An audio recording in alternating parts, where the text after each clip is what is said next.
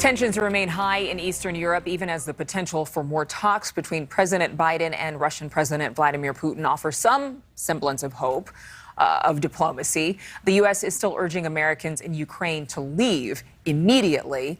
Taras Petro is a translator from Detroit visiting his family in Ukraine. He's joining us saying that he's staying put. Taras, you arrived about a month ago. We want to say thank you again for joining us. But you still believe that you need to be there in Ukraine. Why? At this point, the situation is unstable. But with Osama bin Putin, Ronald Reagan said it best: trust but verify. Doверяй, но проверяй. We're still unsure how far Putin will go. And he's already been in invaded Ukrainian territory for 7 years. An American has already died in this war. And still President Biden has done nothing. Would you say that right now Ukraine and Russia are in some kind of war, that there is an attack happening presently? They have been in the eastern part of Ukraine since 2014. So yes, there's been an invasion. They are currently occupying territory, which I was at a couple days ago. And you're very close. You're very near where they have military maneuvers happening along the Ukrainian border. They have not crossed into Ukrainian territory, according to the reports that we have, but they've been given the green light to go ahead and invade. Is that what you're hearing? Yes. And at the moment, I'm located close to the military training center that you just showed. And I hear and see active military preparation with the Ukrainian army, the armed forces.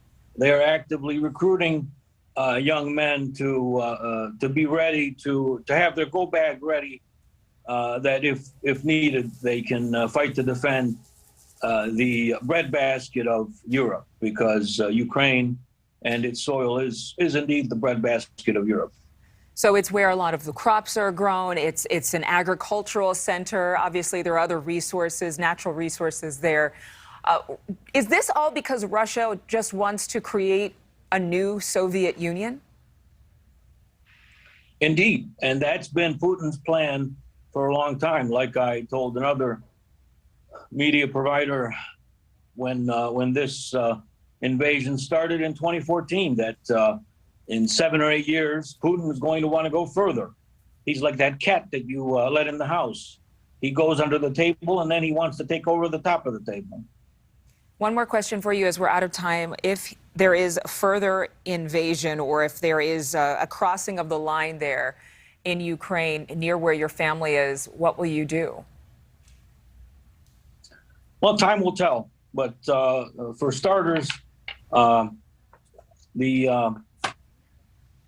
the thing is, I'll stay put to see if this big bear is going to just growl or if he's going to attack. I think everybody's waiting for that word. I would like to add, though, that there is a difference in the Budapest memorandums. There's a difference between assurances and guarantees. And in the Budapest Memorandum signed in '94, Ukraine was given certain assurances, not guarantees.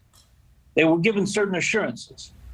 At this point, President Osama bin Putin wants guarantees with the non-proliferation agreement.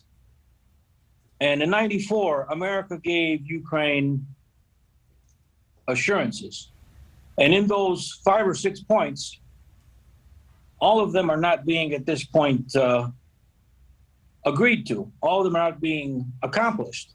So the sides need to get back to the table. Yes, peacefully. Right. Before innocent people died. Right. I think a lot of Americans would agree with that. Thank you so much, Taras, for being with us once again. Thank you so much for watching. Make sure to click on the red subscribe button below so you can get more of NewsNation's fact-driven, unbiased coverage.